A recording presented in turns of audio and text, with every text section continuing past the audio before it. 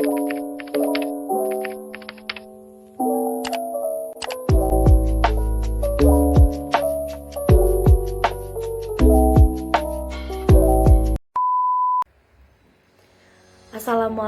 warahmatullahi wabarakatuh. Perkenalkan, saya Kartika Chandra Agustina dari Prodi Sarjana Terapan Keperawatan tingkat 3. Baik, di sini saya akan menjelaskan materi tentang neurotransmitter.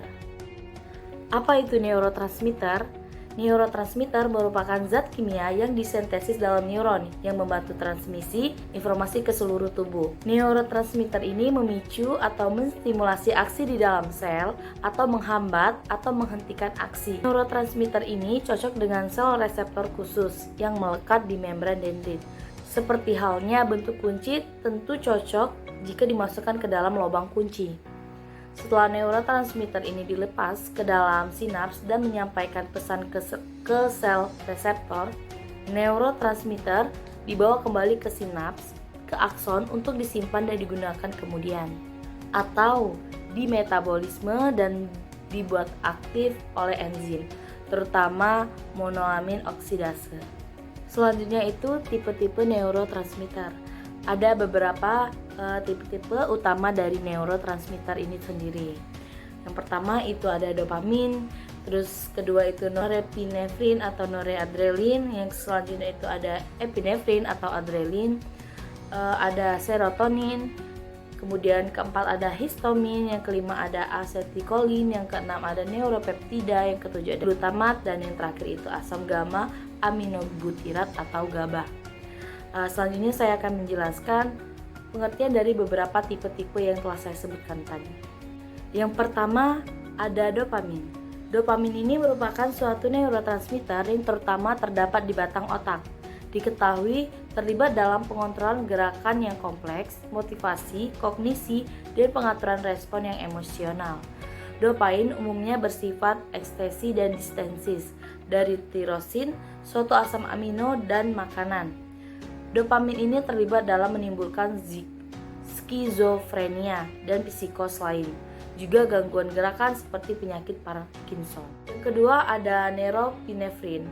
Norepinefrin itu merupakan neurotransmitter yang dominan pada sistem saraf, terutama terdapat di batang otak, dan berperan dalam perubahan perhatian, belajar, memori, tidur dan terjaga, serta pengaturan. Selanjutnya itu serotonin. Serotonin adalah suatu neurotransmitter yang hanya ditemukan di otak. Fungsinya sebagian besar adalah inhibisi.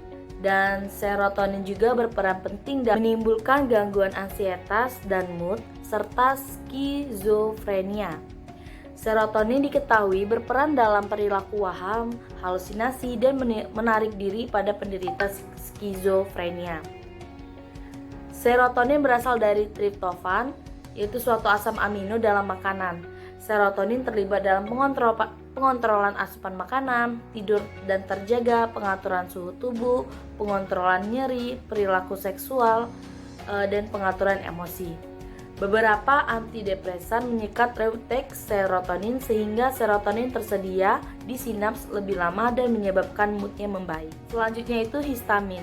Peran histamin pada gangguan jiwa itu masih diselidiki. Histamin terlibat dalam memproduksi respon alergi perifer, mengontrol sekresi lambung, stimulasi jantung, dan kewaspadaan. Beberapa obat psikotropika menyekat histamin, menyebabkan peningkatan berat badan, sedasi, dan hipotensi. Dan yang terakhir itu ada asetilkolin. Asetilkolin itu merupakan neurotransmitter yang ditemukan di otak, medula spinal, dan sistem saraf perifer, khususnya di taut neuromuskular otot skelet. Asetilkolin dapat bersifat ekstasi atau inhibisi. Asetilkolin distensi dari kolin yang ditemukan. Selanjutnya itu tipe-tipe neurotransmitter, bagaimana mekanisme kerja dan efek fisiologisnya.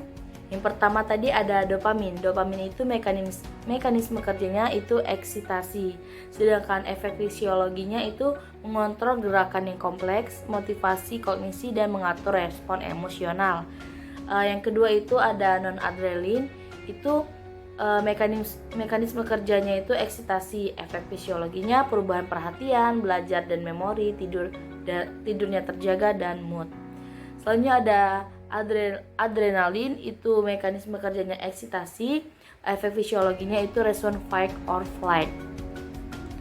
Yang keempat ada serotonin, itu mekanisme kerjanya inhibisi, efek fisiologinya itu mengontrol asupan makanan, tidur dan terjaga, pengaturan suhu tubuh, pengontrolan nyeri, perilaku seksual, dan pengaturan emosi. Yang kelima ada histamin. Histamin itu mekanisme kerjanya neuromodulator. Efek fisiologisnya itu kewaspadaan, pengontrolan sekresi lambung, stimulasi jantung, respon alergi perifer. Selanjutnya ada asetilkolin. Mekanisme kerjanya itu ekstasi atau inhibisi. Untuk efek fisiologinya siklus tidurnya terjaga dan memberikan tanda aktifnya otot. Neuropeptida itu mekanisme kerjanya itu neuromodulator. Efek fisiologisnya itu meningkatkan, memperpanjang, menghambat, membatasi efek neurotransmitter utama. Selanjutnya ada glutamat, itu mekanisme kerjanya eksitasi. Efek fisiologisnya itu neurooksisitas terjadi jika kadar glutamat terlalu tinggi.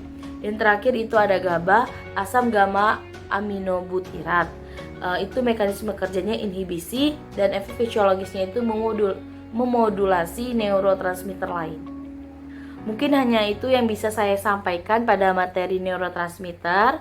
Terima kasih dan sampai jumpa.